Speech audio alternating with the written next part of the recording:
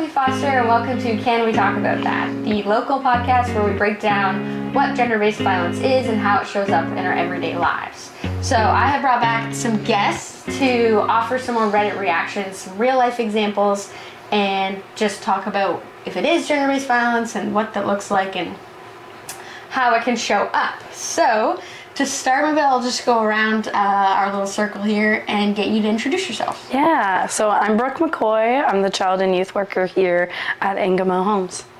And I'm Joanna Parker, and I'm the transitional support worker here at Ingamo Homes. I'm Madeline Chu, and I'm the shelter support worker at DASO. Perfect. Thank you guys. And thanks for coming. I'm really excited to have more Reddit conversations. Yeah, thanks for having us. So this episode is called, Am I Overreacting, or is this controlling behavior bordering on at least financial abuse? So, I'm a woman married to a woman. I am a stay-at-home mom to our preschool child while she works full-time. Obviously, prices have gone up and things have gotten more expensive, so she has become very stressed out as the primary provider. We had originally agreed that I would return to work or try to find work when our child goes to school, which is now only a few months away. We do not share bank accounts. She manages all the finances. I don't have access to the accounts. She did give me a credit card for groceries, but I need to get permission from her to use it. I started babysitting 1 or 2 days a week for extra cash. Literally, it's barely any time, so not doing it that much. It's about $120 to $160 every 2 weeks. Last week, I got $160 and I sent $100 to her to help with bills and stuff and kept the remaining for myself, $60. She doesn't give me a dollar by dollar account of where all her money goes.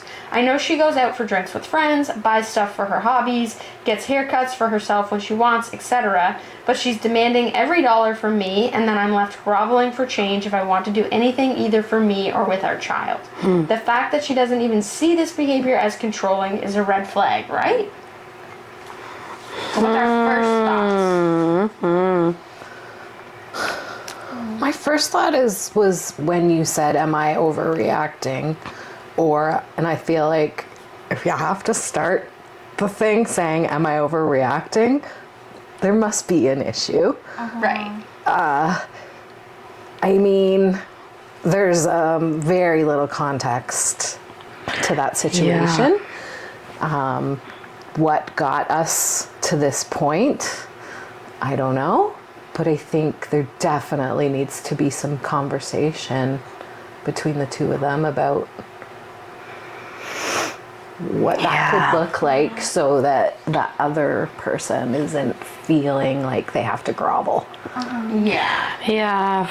First thoughts, super appreciate like the same gender kind of scenario, because I think part of the podcast is to break down gender-based violence, and a lot of people think man and a woman.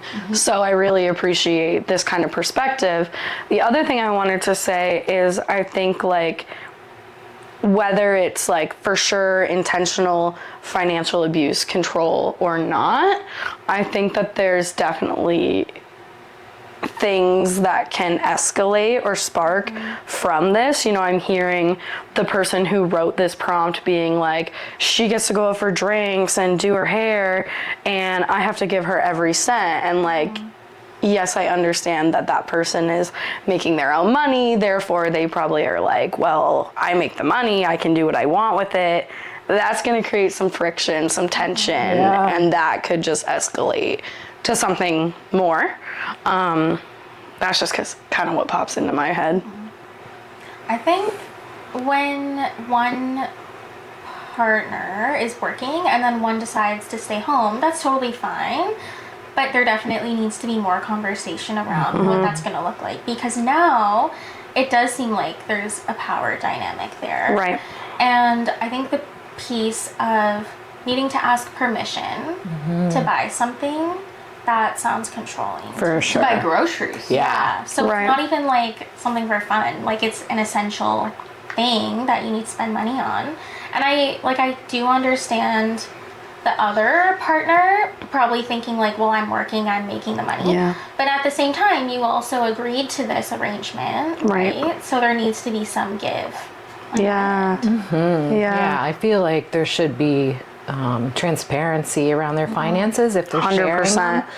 I mean, at one point when you were reading it, I thought I was understanding it, and then you were talking about how the individual writing the Reddit post was babysitting, and for a second I thought, wait, are we talking about partners or are we talking about a mother and a child again? Just the way it was written. Oh. Because it's so, that just seems so, I don't know, like, that's intense. Yes. Super Yeah, like I would say there's major red flags there. Yes. Yeah, and I think too, like just like it gets tricky, like with bank accounts and things like that. Like there's got to be some sort of transparency, especially if you're together, you have a kid, you have a family. Like even though one person is making all the money, you just kind of got to know what's going on, you know? Are they saving? Are they paying the mortgage? Are they paying the rent?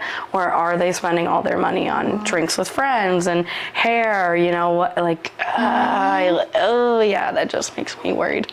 Well, and I like what you said too, Brooke, to open it up about, you know, gender-based violence isn't just men being abusive to women. Yeah. I feel like people really have that like heteronormative, black and white way of looking at gender-based violence. Right, like they're both moms. Well, they're both moms. You know what I they're both mean? Women, Yeah. but like one thing about gender-based violence is that it's not called gender-based violence to point out that men are doing this. Right. And it's solely on men. It's called gender-based violence to recognize who the victims are. Right. And so this woman is in this vulnerable position partly because she's a mother and she's a stay-at-home mom. Right. And she's giving full-time childcare at home. Like, there's value to that, Right. financial Right. value Yeah. to that. It's 100%. very expensive to have childcare Yeah. right now, especially Yep. in Oxford County. Yep. And so she is working, Yeah. but it's not being recognized. Right. And that is a gendered lens. And That's this such a is good a point. woman and a woman situation. That's what I mean. They're both moms, right? yeah. Like, So yeah. it's interesting. I liked this one because I just thought it was interesting to look at. Like, no, but it's still a woman being put in this vulnerable position to be a mom, and be a Absolutely. stay-at-home mom. And she also mentioned, you know, our agreement was that I was going to do this till they go to school. Well, from my understanding, that's like 4 years old. Yeah. So it's been about probably 4 years of this. Yeah. Of not working. But it is work. Right, not the- paid work. Yeah, Yeah. the not Yeah. paid work. So I guess I just wanted to bring that up because that is part of that gender lens. Absolutely. Yeah. I think another question I would have is, let's say they do go back to work, or they are, like you said, it's been 4 years. Have they mentioned wanting to go back to work, and other partner is like, no, you don't need to, you know, to keep that control? Like, what do those conversations look like? Do you know what I mean? Yeah, I went there too. I Right? was thinking like there's very little context about how they're able Yeah. to communicate Yeah. outside of this financial issue. There's obvious tension there. Some red flags for sure, but like, are they able to sit down and talk? Maybe it's time for the Reddit post writer to say, I've been thinking more about going back to work. Like, I really want to talk to you about what that looks like moving forward. You know, this is what I'm passionate about. This is what I want to do. I want to, like just really Right. having that Yep, conversation. yep. And is that individual able to sit down with their partner and have that Yeah. conversation? Because if so, it's time. Maybe a long time ago it was time, but there's definite control happening. And I For wonder, sure. like, could this build resentment, right? From the partner who stayed home. Maybe she's ready to go back to work. So then, let's say she gets a job, but then what's the reaction of the other partner? And are they just gonna, like, start resenting each other, being like, well, I worked for all this time, or, oh, I took care of our child for all this time, you know? Yeah. What would turn into? Yeah. Well, it all comes down to power. Like, you're right, it's clearly a power dynamic that's been built here. And when you think about it, the person writing this post wants more power. They want to be in power. Yeah. It doesn't even sound like they have a bank account. They don't have their own bank No. account. Right. So Yeah. to try and claim more power, you're right. Sometimes the person who's got all the power can feel like you're taking power away from me. Right. But that's where, you know, these skills of like healthy communication and being able to maybe not take everything personally. Like, it's not necessarily about the woman having all the money, wanting to keep power. It's just, it's become a control issue. Yeah. So I don't know necessarily if we'd say this is financial abuse, but it's very, very close to it if it's not. Yeah, absolutely. Yeah, we could have one person who has grown up their whole life not having access to their money, being controlled financially in every way, finally becomes an adult, but becomes an adult, is living on their own, right? Like, and then so she's perhaps, you know, I have to control the finances because I've never had power over this previously in my life. Right. It's with so little context about that. We don't know what work these two people have to do, but like, I think they both have a lot of work that they could do as far as their maybe individual therapy to see what some of those core values are, what's kind of the root of some of these behaviors, what has got them to this point, and then together, how can they move forward in a healthy way where they're both feeling heard, seen, valued. Yeah. That they place a lot of value equally, they both place a lot of value in the unpaid work of home. Yeah. They're sharing it equally. They feel good about who has what role in what capacity, so that they're not feeling contempt and they're not feeling resentment toward each other. One for staying home and one for not, you know? Right. Yeah. Yeah, just that resentment in general. Okay, well, one thing I just wanted to bring up too was thinking about this financial dependence, especially with this stay-at-home parent idea, is how can financial dependence impact somebody's ability to make their own choices or even leave a relationship? Like in this scenario, I don't know how the reader, if it was to the point where they wanted to leave, Right. how would they even do that? Yeah. Well, I think that just goes to show the severity of when like power dynamics like this exist, because if you are financially dependent on someone, then that makes it extremely difficult to leave, because you need some kind of financial support to have transportation to go somewhere, or to have a place to stay, or to even just buy food, right? Like, you need that to a certain extent, and yeah, it becomes a really tricky situation. Well, and if I can say one more thing too about that, is just obviously at Ingamo and DASO, I mean, I feel like that's something that we see a lot come up. It's a pattern that tends to come up where, let's say someone has their baby or a second baby or something like that, and then all of a sudden financial dependence and that power struggle is created within an already abusive relationship, let's say. And so a lot of the time we see clients, they don't have financial independence. And so how do they get out? And then, like for Ingamo, for us, obviously this is rent geared to income, and there's a lot of like trying to help kind of get back on your feet, whether it's getting a new job or anything like that. But thinking about, like, it can take years to go through the court process of splitting assets or splitting the house or selling the house that you lived in together. And so even if your partner who's abusive has assets or has money and they hold everything, like, you might not see that if you're married and getting a divorce or whatever. You might not see that for years. Right. It's And not so like you're left in a super vulnerable position. And I think that's something we actually see a lot in the work that we do.